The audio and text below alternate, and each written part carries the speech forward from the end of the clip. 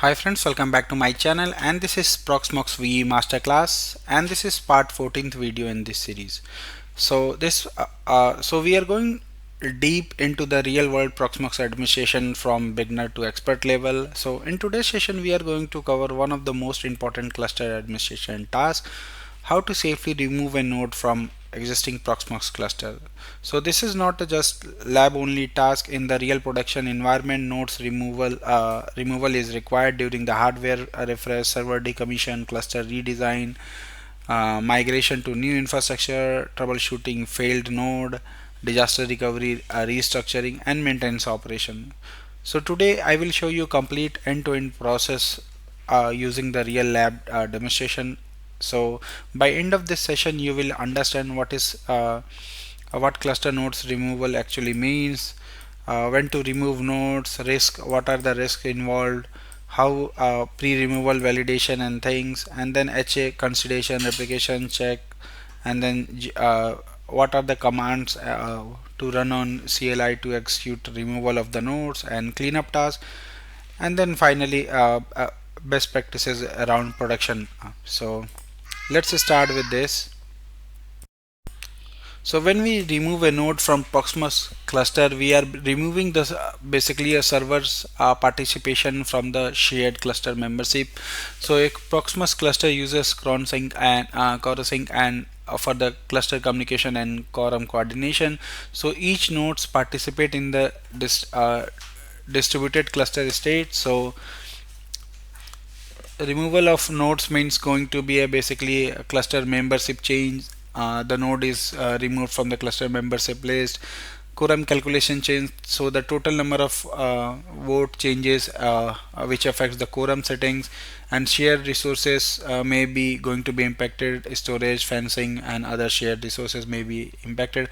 HA resources may require reassignment. HA service running on the removed node may be basically need to be restarted somewhere else.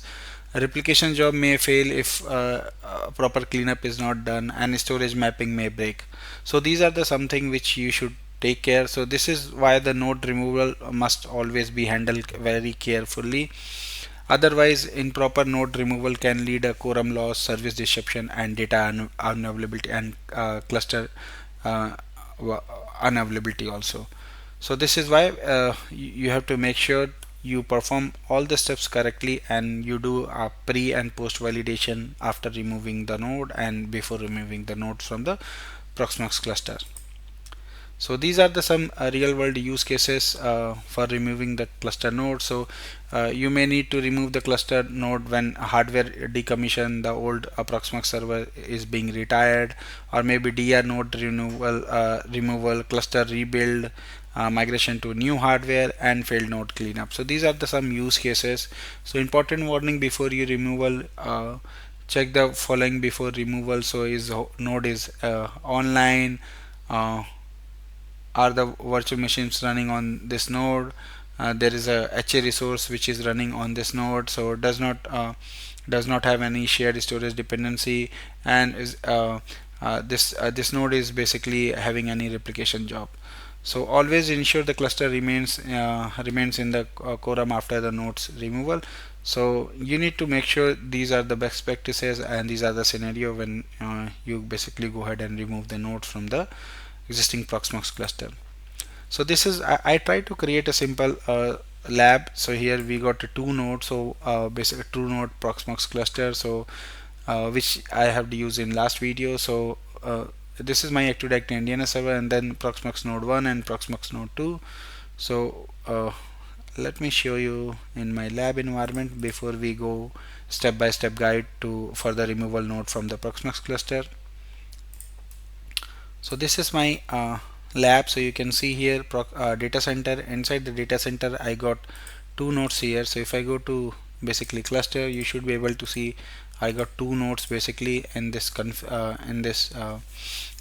and then summary, you can verify two nodes are there. There are two virtual machines also running, and this is my basically cluster configuration. And now these are the steps which you need to make sure you perform correctly before removing the node.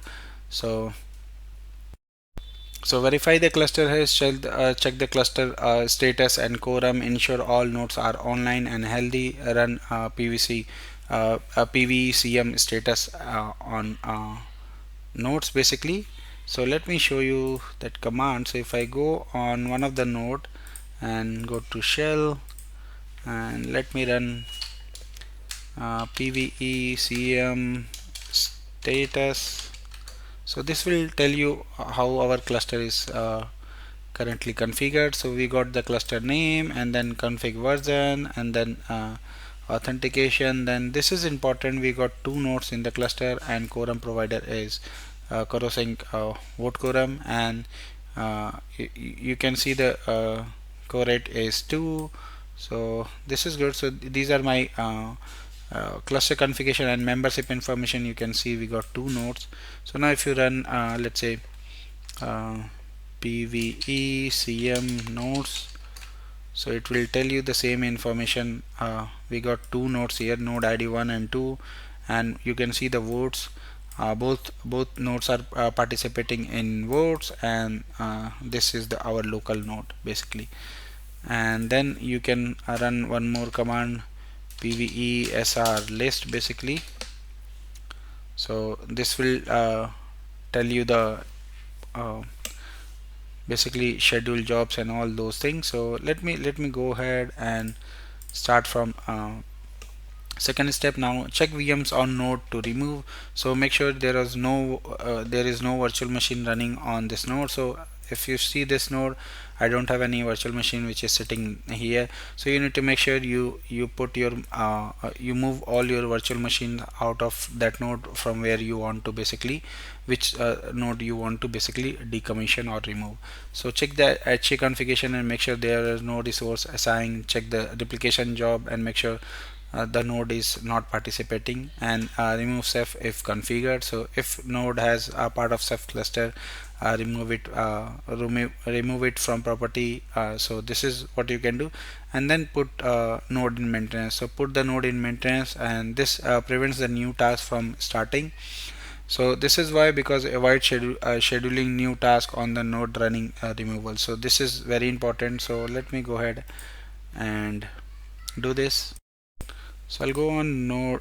This is my node which I want to remove. So I'll go ahead and put this command to stop the cluster service. So basically let me clear this once, and system CTL stop PV hyphen cluster. So this will basically stop the cluster service and put this node in maintenance.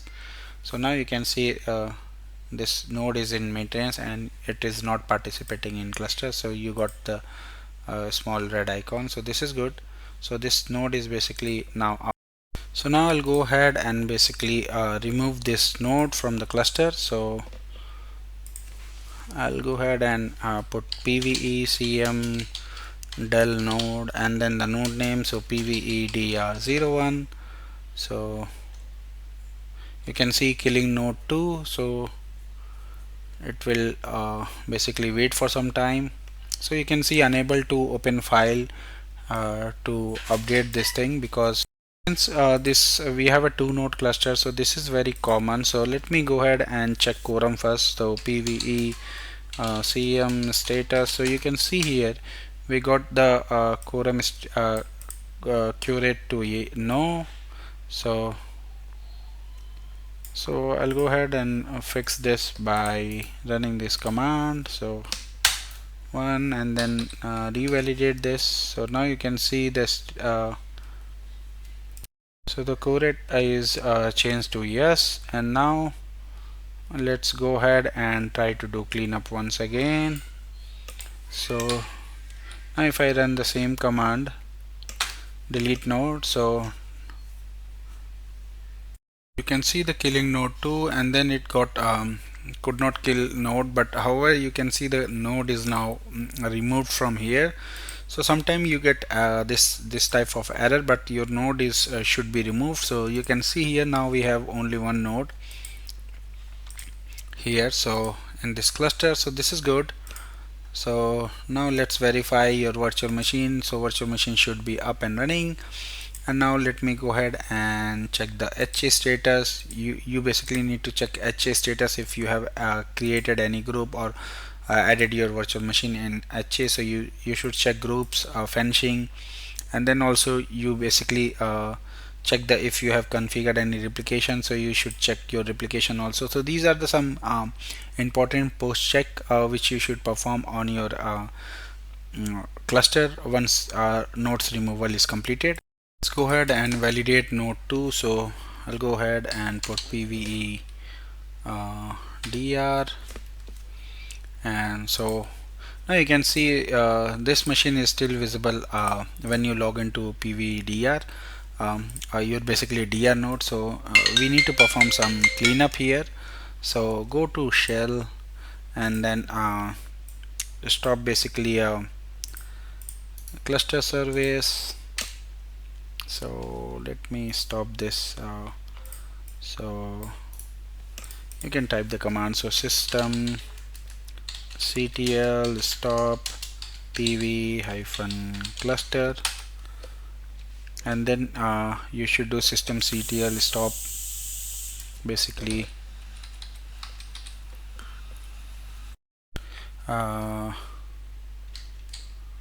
Corosync,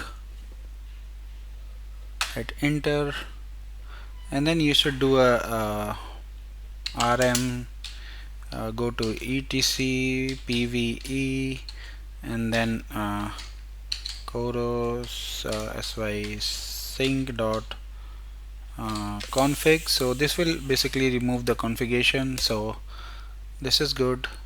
And now let me try this one. So rm minus r etc coro sync, and then this. So now everything should be fine. Now let's go ahead and reboot the node. So now you can see the node is getting rebooted. So after the reboot you should be able to see only your node which is part of now it should not be part of basically a cluster. So this is good. So we got node 1 pv01 only one listed server, and this has got working as a standalone server, so we don't have any cluster here. You can see create cluster, join cluster button is coming on this node which we have just removed from cluster. And here if I go again, you should be able to see we got cluster running. However, we have only one node as part of this cluster. So this is pretty much everything which I wanted to show you in this video. So let's complete the full node removal demonstration from Proxmox cluster administration today. So today we have removed PVDR01 safely from the cluster and keeping PV01 operational. So in this session help you to understand the real world Proxmox cluster administration. Thank you for watching. Please subscribe me for more videos, and if you have any query, any question related to this, you can always post me my given mail IDs. Thank you once again. Bye bye.